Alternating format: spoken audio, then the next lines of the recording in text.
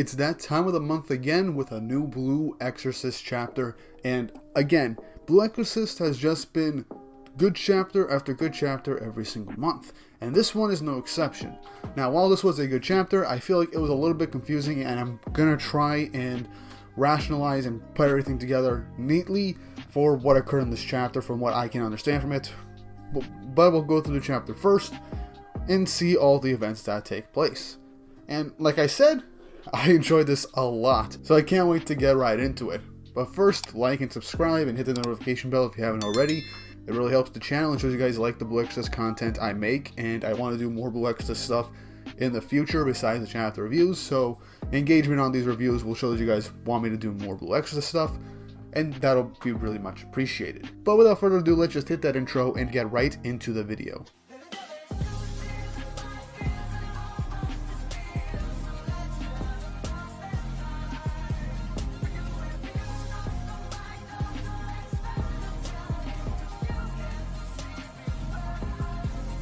Blue Exorcist Chapter 140, titled Of One Cloth, From Now On Part 2.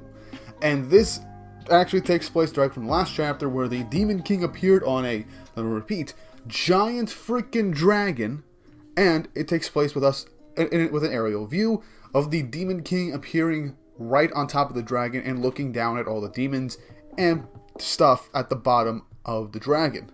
And we see Paku looking up the Demon King as we see full view the Demon King. And yes, the design is incredibly obvious, especially with the Sword of Fire. This is revealed to be, in fact, Rin. I mean, what not exactly the most biggest thing to hide. And I like that the Demon King has a type of, if I'm correct, an Oni-esque face mask. Which honestly does sell the fact that he's a demon king. He's like the king of demons, so I guess an Oni mask would help as well as protect his identity as well. And yeah, this appearance is honestly like really cool and really menacing. And so he jumps off the dragon and says, "Find Malkadile," as Paku then gets swarmed by demons as they pass her. But then an exorcist shows up saying, "Enough, king of demons," as it is revealed that this person representing Aries, the first sign of the Legion, which I assume is a new group that the True Cross Academy created. But yeah, so he says, "I, Malkadile, stand before you." As Rin just says, "Huh, that was fast." As she continues to say, "I will no longer let you continue to do as you please." So first off, I like this female character design, and I like that Aries is like a constellation, and I like that she has a bit of a starry-like design with her hair, and it seems to be different colors. I'm not entirely sure what her color scheme is, maybe blonde and pink from what I can tell. But yeah, I like her new design. Don't get attached to this character right now, I'm just saying this from now. She says, "For those who've lost their lives, I'm settling this right now," as she gets ready to fight the Demon King, and she calls upon the divine protection of Arumael. She then jumps in the air and launches an attack called Meteor Shower of Emptiness, hitting the army of demons with star-shaped projectiles as the Demon King shows up and hits her out of the way to stop her attack. And we see these two exorcist bodyguards, whatever they are, view the battle from the ground, just like Paku, as they see the two of them fighting in the air, all DBZ style with the after images and stuff like that, with the clash blasts and everything. Ren blocks an attack from Malkadile, then pushes her back with the opposite end of his sword, of the hilt, knocking her into the air, as she then gets ready to launch another huge attack, as she shouts out "Comet of Emptiness," launching this giant projectile at the Demon King. And if this wasn't obvious with a closer look at the eyes and the signature move Satan Slash, it's definitely Rin, as I stated. So the Demon King then launches the Satan Slash, destroying the enemy attack and hitting them, knocking them into a building, severely injuring them. The Demon King then gets down and walks towards the exorcist. As injured and in the rubble, she states, "I don't care what happens to me, but don't hurt the others," as the Demon King swiftly and cold-heartedly slashes at her neck, seemingly killing her. And that is probably one of the coldest things you'd see a character do right now. She's begging for no one else to get hurt, as he just slices her neck. That is dark. That is just very dark and kind of wow. So yeah, and not only that, but after the slash, The Demon King then engulfs her in blue flames and seemingly disintegrates her. Now, remember, at the beginning of this chapter, he was actually looking for her, so it's very possible he wanted to kill her from the very beginning. So, makes a lot of sense. As the soldiers look on in horror as she is then killed right before their eyes, as the Demon King looks back at them as they all just run away, stating to call for Legion reinforcements. And as these exorcists fall back, the other demons start to chase them, but the Demon King says, "Steady now, don't pursue them, you'll just end up dead." As then, with Paku looking in at the Demon King from behind the rubble, he then removes his mask and says, "Let's go before reinforcements arrive," removing his mask as it's revealed when Paku approaches him that it is 100% Rin. And the look in Rin's eyes just seems very different from the Rin we know. At first glance, it seems like, yeah, this is definitely Rin, but with how his eyes look, it almost seems like kind of vacant in a way, like he's seen some shit and he's kind of doing what he wants to right now. Not to mention the kind of cold way he killed a person just now, and his, well, reaction to Paku being alive. He stops for a moment and is like, "Huh, Paku? You're alive?" As, yeah, she is in fact alive. Now, yeah, he doesn't have any real reaction to seeing one of his older friends, and she then stops for a moment and looks at Rin one more time and says, "You're the Demon King?" As she then has a flashback to when she and Rin used to go to school together, and she states, "You were never the type of boy to do such things." As Rin just says, "Well, a lot can change in 2 years."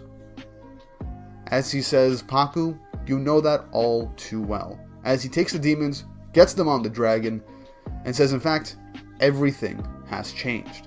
As he flies into the sky with a big bright flash of light, with all the demons in him disappearing. Now, here's one thing that I thought in the middle of this chapter, when Rin revealed himself.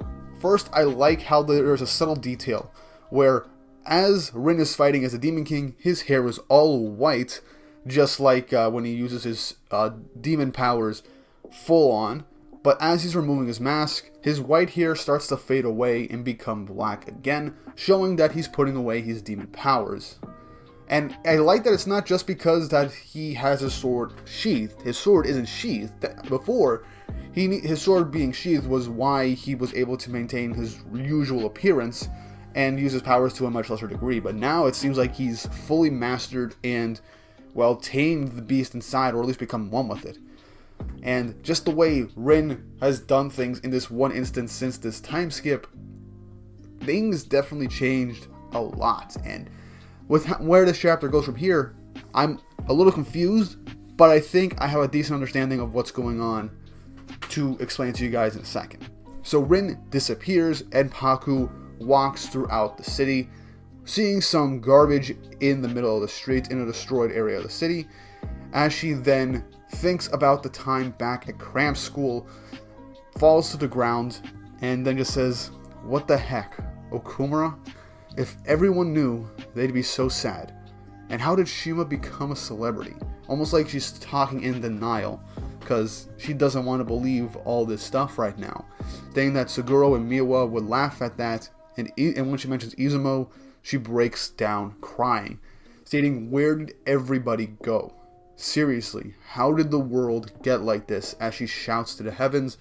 And then when she picks up her head, one of the doors in the pile of garbage starts to shine. She gets up, moves some of the trash in front of it, and then opens it, wondering what it is. And then we get a big flash of light coming from behind the door, as we then cut to inside Satan's body, where Mephisto was from the previous chapter. As Mephisto then uses one of his spells, apologies if I butcher this pronunciation, Skulkablad Kleber, as he basically just creates like a giant supernatural glue thing to seal up this rift in space-time you saw in the previous chapter. And from what Mephisto can tell, that whole tear in space-time kind of made him sweat, and that probably would have been bad if he didn't seal it up.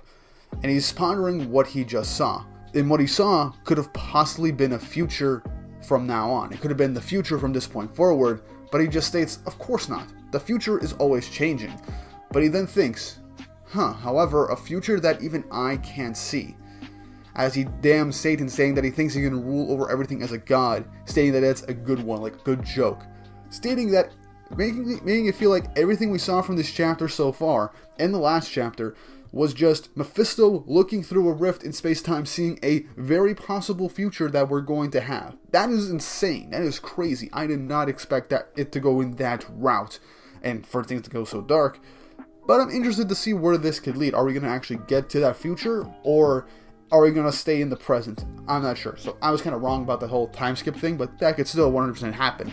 But yeah, Mephisto still going and disappearing into the darkness that is the giant mass that is Satan's body, stating, so this is where things stand, huh?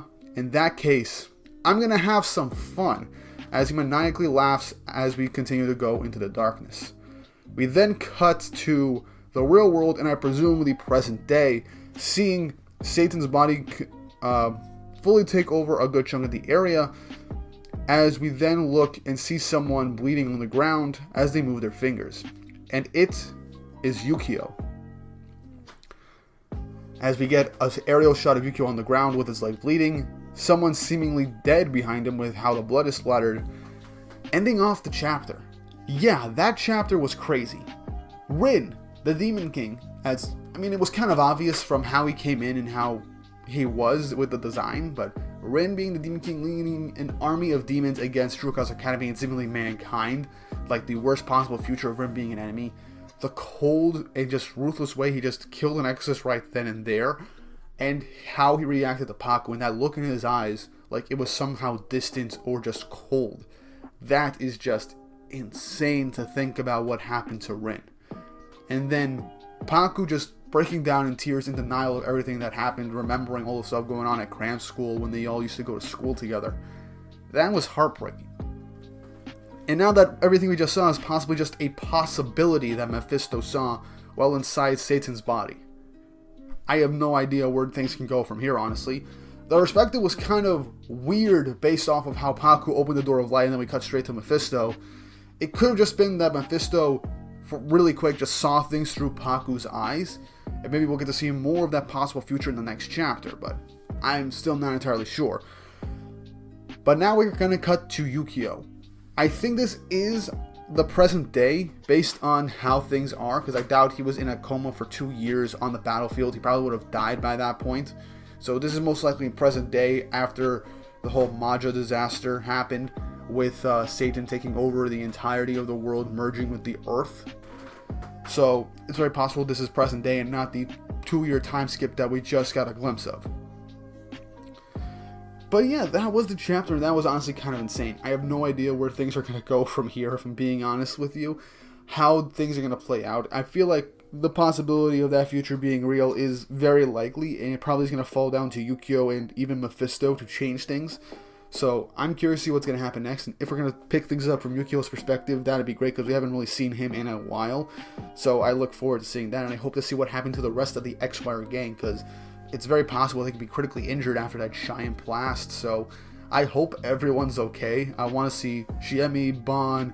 I want to see everybody. So yeah, what do you guys think of this chapter? Were you confused reading it at first like I was and had to piece it together after a second read through?